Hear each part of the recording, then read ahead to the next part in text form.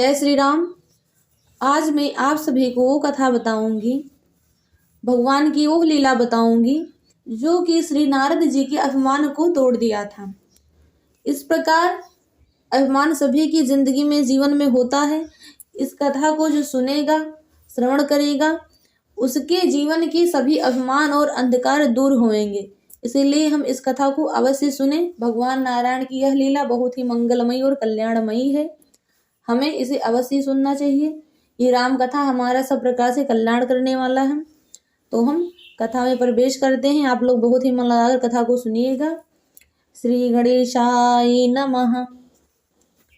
जब एक बार नारद जी भगवान से मिलने गए, श्री नारायण से मिलने गए, तो नारायण ने उनके मन में कुछ बहुत ही ज्यादा अहंकार देखा, अभिमान देखा। तो उन्होंने उसे तोड़ने के लिए कुछ लीला की नारद जी के साथ में, अपनी कुछ माया रची। अब वो माया क्या है हम देखते हैं। जब नारद जी उनके पास से वापस हुए, फिर उन्होंने रास्ते में क्या किया ये हम कथा में देखते हैं। बिरच्यो मग महु नगर तहि सत जो जन विस्तार, श्रीनिवास पुरते अधिक रचना विविध प्रकार।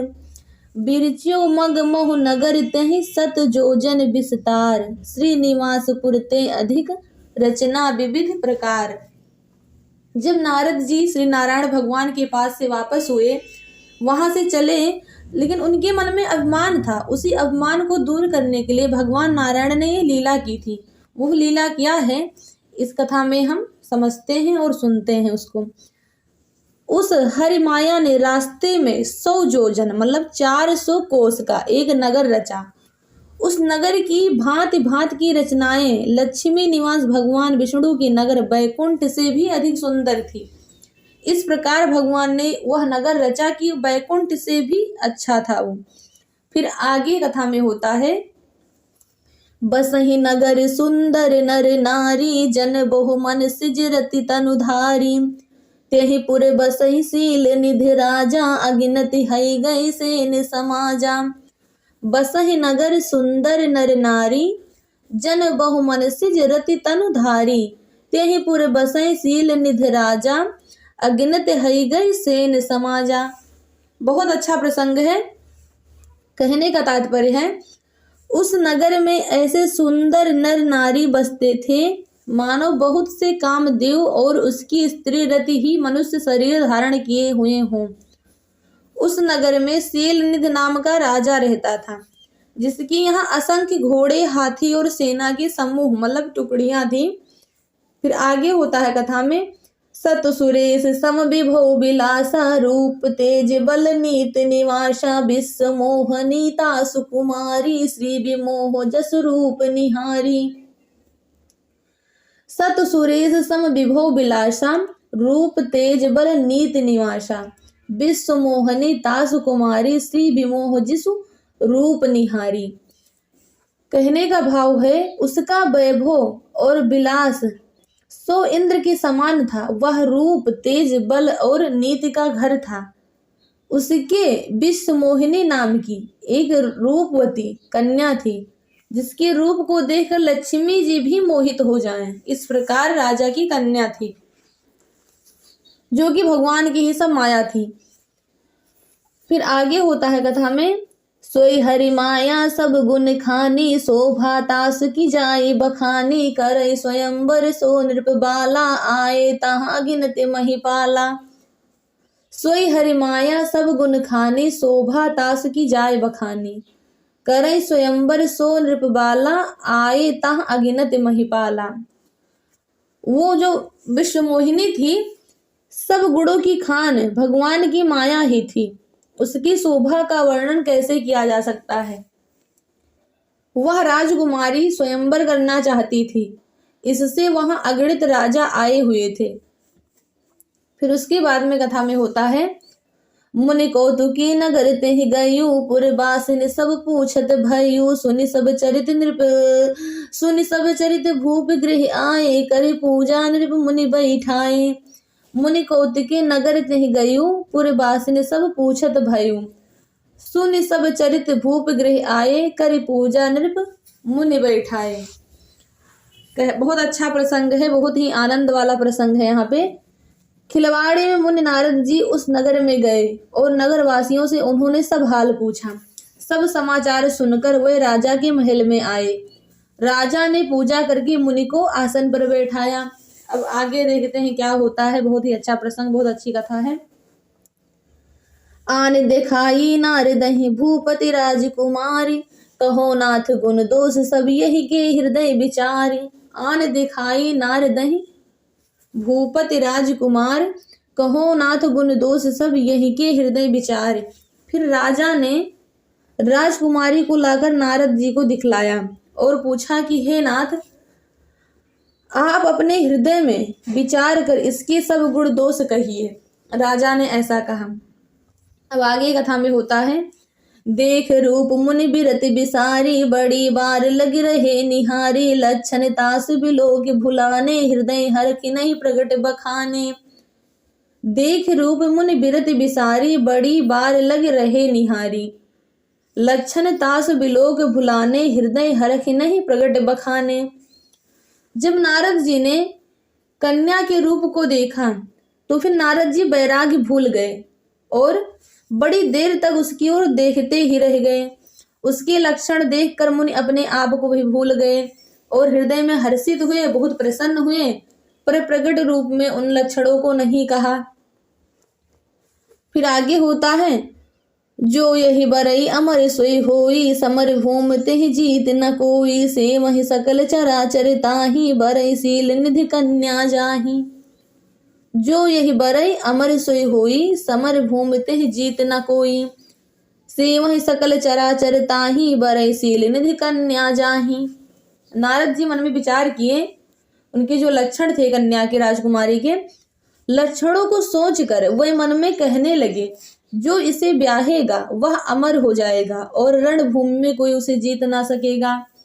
यह सील निधि की कन्या जिसको वरेगी, सब चर अचर जीव उसकी सेवा करेंगे। मतलब कन्या का जिससे विवाह होगा, जिसको वरण करेंगी, चर अचर सब कोई उनकी सेवा करेगा। नारद जी यही विचार करने लगे। फिर आगे कहते हैं। लक्षण सब विचारे उर राखे, कछुक बनाए भूप सन भाखे। सुता सुलक्षण कहि निर्वपाही, नारद चले सोच मन माही। लक्षण सब विचार उर राखे, कछुक बनाए भूप सन भाखे। सुता सुलक्षण कहि निर्वपाही, नारद चले सोच मन माही। नारद जी सब लक्षणों को विचार कर अपने हृदय में रख लिए और राजा से कुछ अपनी ओर से बनाकर कह दिया। सही लक्षण राजकुमारी का राजा से नहीं बताया मुनि ने, अपनी ओर से कुछ लक्षण बनाकर कह दिए और जो सही लक्षण था उसको अपने मन में रख लिए। राजा से लड़की के सुलक्षण कहकर नारद जी चल दिए, पर उनके मन में यह चिंता थी कि अब क्या चिंता थी, ये कथा में हम देखते हैं। बहुत ही अच्छा प्रसंग है। करौ जाय सोई जतन बिचारी, जहि प्रकार मोहि बरे कुमारी। जप तब कछु नहीं होई तेहि काला, हे विधि मिलई कवन विधि बाला। नारद जी विचार करते हैं। करौ जाय सोई जतन बिचारी, जहि प्रकार मोहि बरे कुमारी। जब तब कछु नहीं होई तेहि काला, हे विधि मिलई कवन विधि बाला। नारद जी विचार कर रहे हैं, मैं जाकर सोच विचार कर अब वही करूं जिससे यह कन्या मुझे ही वरे। इस समय जब तब से तो कुछ हो नहीं सकता। हे विधाता, मुझे यह कन्या किस तरह मिलेगी, ऐसा नारद जी विचार कर रहे हैं। अब देखते हैं आगे क्या होता है। यही अवसर चाहू परम शोभा रूप विशाल, जो बिलोक रीझै कुंवर तब मैं ले जय माल। यही अवसर चाहू परम शोभा रूप विशाल, जो बिलोक रीझै कुंवर तब मेले जयमाल। नारद जी विचार कर रहे हैं, इस समय तो बड़ी भारी शोभा और विशाल सुंदर रूप चाहिए, जिसे देखकर राजकुमारी मुझ पर रीझ जाएं और तब जयमाल मेरे गले में डाल दें। ऐसा नारद जी विचार कर रहे हैं। अब आगे क्या होता है कथा में। नारद जी कहते हैं। हरि सन मांगो सुंदरताई, होई है जात गहर अति भाई। मोरे हित हरि सम नहीं को, यही अवसर सहाय सोई हो। हरि सन मांगो सुंदरताई, होई है जात गहर अति भाई। मोरे हित हरि सम नहीं को, यही अवसर सहाय सोई हो। नारद जी कहते हैं, एक काम करूं कि भगवान से सुंदरता मांगू, पर हे भाई उनके पास जाने में तो बहुत देर हो जाएगी, ऐसा नारद जी कह रहे हैं। किंतु श्री हरि के समान मेरा हितु भी कोई नहीं है, वही हमारा हित करेंगे, इसीलिए इस समय वही ही मेरे सहायक हूँ, ऐसा नारद जी कहते हैं। फिर कहते हैं आगे वो, बहुविधि विनय कीन्हि तेहि काला, प्रगट्यो प्रभु कौतिके कृपाला, प्रभु बिलोक मुनि नयन जुड़ाने, होई है काज हिये हर्षाने। बहुविधि विनय कीन्हि तेहि काला, प्रगट्यो प्रभु कौतिके कृपाला, प्रभु बिलोक मुनि नयन जुड़ाने, होई है काज हिये हर्षाने। नारद जी उस समय नारद जी ने भगवान की बहुत प्रकार से विनती की, तब लीलामय कृपाल भगवान वहीं प्रकट हो गए। स्वामी को देखकर नारद जी के नेत्र शीतल हो गए और वह मन में बड़े ही हर्षित हुए कि अब तो काम बन ही जाएगा, प्रभु तो प्रकट ही हो गए हैं। फिर आगे होता है, अति आरत कही कथा सुनाई, करहु कृपा करी हो सहाई, आपन रूप देहु प्रभु मोही, आने भांत नहीं पावो ओही। नारद जी कहते हैं, अति आरत कही कथा सुनाई, करहु कृपा करी हो सहाई, आपन रूप देहु प्रभु मोही, आने भांत नहीं पावो ओही। नारद जी कहते हैं, बहुत आर्त दीन होकर, बहुत दुखी होकर नारद जी सब कथा भगवान को सुना दिए, जितनी भी कष्ट थी उनके अंदर सब कुछ सुना दिए नारद जी भगवान को। फिर कहते हैं, प्रार्थना करते हैं कि हे प्रभु कृपा कीजिए और कृपा करके मेरा सहायक बनिए मेरे। हे प्रभु आप अपना रूप मुझको दीजिए, और किसी प्रकार में उस राजकन्या को नहीं पा सकता हूँ, अगर आप अपना रूप दे देंगे तो हम उस राजकन्या को पा जाएंगे। फिर आगे कहते हैं, जह विधनाथ हो हित मोरा, करहु सुबेग जादास मई तोरा, निज माया बल देख विशाला, हे हस बोले दीन दयाला। जह विधनाथ हो हित मोरा, करहु सुबेग दास मई तोरा, निज माया बल देख विशाला, हे हस बोले दीन दयाला। अब तो बहुत ही आनंद वाला प्रसंग है। नारद जी कहते हैं, हे नाथ जिस तरह मेरा हित हो आप वही शीघ्र कीजिए, मैं आपका दास हूँ। अपनी माया का विशाल बल देख दीन दयाल भगवान मन ही मन हंसकर बोले, क्योंकि ये सब जो माया थी, जो नारद जी को मन को मोह लिया था, वो भगवान की ही लीला थी, इसीलिए भगवान मन में अपने हंसने लगे। फिर आगे कहते हैं, जहि विध हो ही परम हित, नारद सुनहु तुम्हार, सोई हम करब न आन कछ बचन न मृखा हमारे। जहि विध हो ही परम हित, नारद सुनहु तुम्हार, सोई हम करब न आन कछ बचन न मृखा हमारे। ऐसा प्रभु ने कहा, हे नारद जी सुनो, जिस प्रकार आपका परम हित होगा हम वही करेंगे, दूसरा कुछ नहीं, हमारा वचन असत्य नहीं होता है, ऐसा भगवान ने कहा।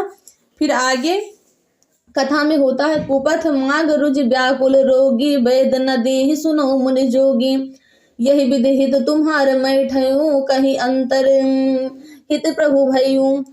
कुपथ माग रुज व्याकुल रोगी, वैद न देहि सुनो मुनि जोगी, यही विधि हित तुम्हार मैं ठयूं, कहीं अस अंतर रहित प्रभु भयूं। अब आगे होता है, इसमें कहने का तात्पर्य है, हे योगी मुनि सुनिए, रोग से व्याकुल रोगी कुपथ मांगे तो वैद्य उसे नहीं देता, इसी प्रकार मैंने भी तुम्हारा हित करने की ठान ली है, ऐसा प्रभु ने कहा। ऐसा कहकर भगवान अंतर्धान हो गए। फिर आगे कहते हैं, माया विवश भये मुनि मूढ़ा, समुझी नहीं हरि गिरा निगूढ़ा, गौ ने तुरत तहारी सिराई, जहाँ स्वयंवर भूमि बनाई। माया विवश भये मुनि मूढ़ा, समुझी नहीं हरि गिरा निगूढ़ा, गौ ने तुरत तहारी सिराई, जहाँ स्वयंवर भूमि बनाई। कहने का तात्पर्य है, भगवान की माया के वशीभूत हुए मुनि ऐसे मूढ़ हो गए कि भगवान की अगूढ़ स्पष्ट वाणी को भी ना समझ सके। ऋषिराज नारद जी तुरंत वहां गए जहां स्वयंवर की भूमि बनाई गई थी। भगवान के ये सब वचन सुनकर नारद जी वहीं चले गए जहां स्वयंवर की भूमि बनाई गई थी। फिर आगे होता है, निज निज आसन बैठे राजा, बहु बनाओ कर सहित समाजा, मुनि मन हरख रूपी अति मोरे, मोहित जी आनहि बरहि न भोरे। निज निज आसन बैठे राजा, बहु बनाओ कर सहित समाजा, मुनि मन हरख रूपी अति मोरे, मोहित जी आनहि बरहि न भोरे। अब नारद जी वहां गए और बहुत ही प्रसन्न हैं। राजा लोग खूब सज धज कर समाज सहित अपने अपने आसन पर बैठे थे। मुनि नारद मन ही मन प्रसन्न हो रहे थे कि मेरा रूप बड़ा सुंदर है, मुझे छोड़कर कन्या भूल कर भी दूसरे को नहीं वरेगी। ऐसा नारद जी विचार कर रहे हैं। फिर आगे सोचते हैं, मुनि हित कारण कृपा निधाना, दीन है कुरूप न जाई बखाना। सो चरित लखि काहू न पावा, नारद जाने सब ही सिर नावा। मुनि हित कारण कृपा निधाना, दीन कुरूप न जाय बखाना। सो चरित लखि काहू न पावा, नारद जाने सब ही सिर नावा। कृपा निधान भगवान ने मुनि के कल्याण के लिए उन्हें ऐसा कुरूप बना दिया कि जिसका वर्णन नहीं हो सकता है, पर यह चरित कोई भी न जान सका। सबने उन्हें नारद ही जानकर प्रणाम किया। देखो, भगवान कभी अपने भक्त का ये नहीं चाहते हैं कि मतलब अनभला हो, भला ही चाहते हैं, बुरा नहीं चाहते हैं। इसीलिए नारद जी का रूप उन्होंने बहुत ही कुरूप बना दिया था, क्योंकि वो भक्त को छोड़कर मोह में फंस गए थे। इसीलिए, क्योंकि एक बैरागी, एक भक्त भगवान का जो मोह में फंस जाएगा उसको भगवान जरूर ही निकालेंगे। और नारद जी के अंदर अहंकार आ गया था, अभिमान आ गया था, इसीलिए भगवान उसे तोड़ना चाहते थे, अंधकार को दूर करना चाहते थे, क्योंकि भगवान ये नहीं चाहते हैं कभी उनका भक्त अंधकार में हो।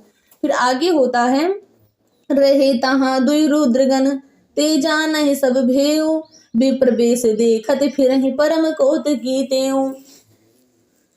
रहे तहाँ दुई रुद्रगण, ते जानहि सब भेउ, विप्र बेश देखत फिरहि परम कौतुकी देउ। वहां तो शिव जी के गढ़ भी थे, 2 गढ़ थे शिव जी के, वह सब भेद जानते थे और ब्राह्मण का वेश बनाकर सारी लीला देखते फिरते थे। वह भी बड़े मौजी थे। फिर उसके बाद में आगे होता है कथाएं, बहुत अच्छा प्रसंग है। जय समाज बैठे मुनि जाई, हृदय रूप अहिमिति अधिकाई। तहाँ बैठे महेश गण दो, विप्र बेश गति लखै न को। जय समाज बैठे मुनि जाई, हृदय रूप अहिमित अधिकाई। तह बैठे महेश गण दो, विप्र बेश गति लखै न को। नारद जी अपने हृदय में रूप का बड़ा अभिमान लेकर जिस समाज में जाकर बैठे थे, ये शिव जी के दोनों गण भी वहीं बैठे थे। ब्राह्मण के वेश में होने के कारण उनकी इस चाल को कोई न जान सका। फिर उसके बाद में आगे कथा में होता है, करहि कोटि नारद ही सुनाई, नेक दीन हरि सुंदरिताई। रीझहि राजकुंवर छवि देखी, नहीं बरई हरि जान बिसेखी। शिव जी के दोनों गण कहते हैं, करहि कोटि नारद ही सुनाई, नेक दीन हरि सुंदरिताई। रीझहि राजकुंवर छवि देखी, इन्हीं बरहि हरि जान बिसेखी। किस प्रकार नारद जी का वो मतलब नारद जी के साथ व्यंग कर रहे हैं। वो जो शिव जी के गढ़ थे, वह नारद जी को सुना सुना कर व्यंग वचन कहते थे। भगवान ने इनको अच्छी सुंदरता दी है, इनकी शोभा देखकर राजकुमारी रीझ ही जाएंगी और हरि वानर जानकर इन्हीं को खास तौर से वरेंगी। ऐसा वो दोनों गढ़ व्यंग कर रहे हैं। फिर आगे होता है, मुने मोह मन हाथ पराए, हंसहि शंभुगन अति सचुपाई। जदब सुनहि मुनि अटपट बानी, समझ न परे बुद्धि भ्रम सानी। मुने मोह मन हाथ पराए, हंसहि शंभुगन अति सचुपाए। जदब सुनहि मुनि अटपट बानी, समझ न परे बुद्धि भ्रम सानी। नारद जी, जो नारद मुनि को मोह हो रहा था, क्योंकि उनका मन दूसरे के हाथ माया के वश में था। जब कोई माया के वश में हो जाता है, किसी के वश में हो जाता है, तो वह खुद नहीं समझ सकता कि मेरे साथ क्या हो रहा है। वही हाल नारद जी का हुआ। फिर बस में था, शिव जी के गढ़ बहुत प्रसन्न होकर हंस रहे थे। यदि मुनि उनकी अटपटी वाणी सुन रहे थे, पर बुद्धि भ्रम में सनी हुई थी, उनकी बुद्धि बहुत भ्रमित हो गई थी। इसी के कारण वे बातें उनके समझ में नहीं आती थी, उनकी बातों को अपनी प्रशंसा समझ रहे थे। जब भ्रम के वश में कोई हो जाता है, माया के वश में हो जाता है, तो व्यंग्य वचन जो इसके लिए होता है, वो उसे अपनी प्रशंसा समझता है। ऐसा ही नारद जी के साथ में हुआ था। फिर आगे होता है, काहू न लखा सो चरित विशेखा, सो स्वरूप नृप कन्या देखा। मरकट बदन भयंकर देहि, देखत हृदय क्रोध भातेहि। काहू न लखा सो चरित विशेखा, सो स्वरूप नृप कन्या देखा। मरकट बदन भयंकर तेहि, देखत हृदय क्रोध भातेहि। इस विशेष चरित्र को और किसी ने नहीं जाना, केवल राजकन्या ने नारद जी का वह रूप देखा। उनका बंदर का सा मुंह और भयंकर शरीर देखते ही कन्या के हृदय में क्रोध उत्पन्न हो गया। फिर आगे कथा में होता है, सखी संग लई कुंवर तब चली जनु राज मराल, देखत फिरे महीप सर कर सरोज जयमाल। सखी संग ले कुंवर तब चली जनु राज मराल, देखत फिरे महीप सब कर सरोज जयमाल। फिर राजकुमारी जी सखियों को साथ लेकर इस तरह चली मानो राजहंसनी चल रही है। वह अपने कमल जैसे हाथों में जयमाल लिए सब राजाओं को देखती हुई घूमने लगी।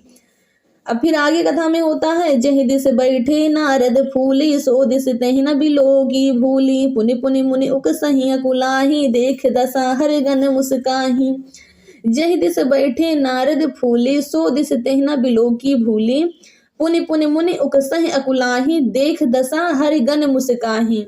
जिस ओर नारद जी रूप के गर्भ में, रूप का बड़ा घमंड था नारद जी को, जिस तरफ वो बैठे हुए थे बहुत ही प्रसन्नता के साथ बैठे थे, उस ओर उसने मतलब राजकुमारी जो थी भूल कर भी नहीं देखा। नारद मुनि बार बार उचकते और छटपटाते हैं, उनकी दशा देखकर शिव जी के गण मुस्कुराते हैं। नारद जी भी किस माया में फंस गए। धर निर्पुतन तह गयो कृपाला, कुंवर हर्ष में ले जयमाला, दुल्हन ले गे लक्ष्य निवासा, नृप समाज सब भयो निराशा। धर निपुतन तह गयो कृपाला, कुंवर हर्ष मेल्यो जयमाला, दुल्हन ले गे लक्ष्य निवासा, नृप समाज सब भयो निराशा। अब देखो क्या हो गया, कृपाल भगवान भी राजा का शरीर धारण कर वहां जा पहुंचे। राजकुमारी ने हर्षित होकर बहुत ही प्रसन्न मन से उनके गले में जयमाल डाल दी। लक्ष्मी निवास भगवान दुल्हन को ले गए। सारी राजमंडली निराश हो गई। अब तो बहुत ही गड़बड़ हो गया, सब ज्यादा निराश हो गए कि कहाँ सब बैठे थे, कौन आकर ले गया। अब देखो नारद जी का क्या हाल हुआ।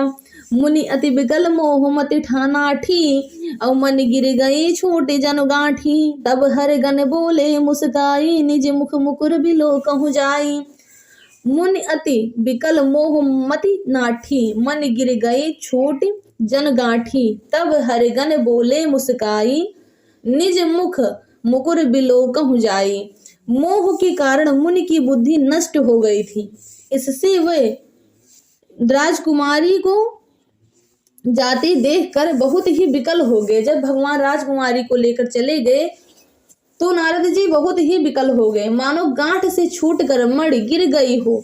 तब शिव जी के गणों ने मुस्कुरा कर कहा, जाकर दर्पण में अपना मुंह देखिए। ऐसा उन्होंने कहा। अब तो बहुत ही गलत हो गया भाई नारद जी के साथ में, बहुत ही परेशान हो गए नारद जी। अब आज की कथा यहीं तक, फिर हम आगे की कथा आप सभी को बताते हैं। आज की कथा यहीं तक सुनते रहिए और भगवान की भक्ति करते रहिए। अभिमान को और अहंकार को तोड़ने वाली कथा है। हमारे अंधकार को, जो जीवन में हमारे अंधकार हैं, उसे दूर करने वाली यह कथा है। भगवान यही चाहते हैं कि हमारे भक्तों का अंधकार दूर हुए, अभिमान दूर हुए। और जो अभिमान होता है मनुष्य का, वो बहुत ही बड़ा अंधकार और शत्रु होता है, उसे दूर ही होना चाहिए। तो भगवान इसीलिए उसे दूर करते हैं। यही भगवान का मतलब होता है। भगवान ये नहीं चाहते कि उनका भक्त कभी अंधकार में डूबा रहे या अभिमान में डूबा रहे। अभिमान से बड़ा कोई अंधकार नहीं है, कोई शत्रु नहीं है। इसलिए हमें अपने हृदय में अभिमान नहीं लाना चाहिए, अपने जीवन में अभिमान को दूर रखना चाहिए, जिससे हमारा कल्याण हो। आप लोग सुनते रहिए भगवान की हम मंगलमय और कल्याणमय कथा। जय श्री राम।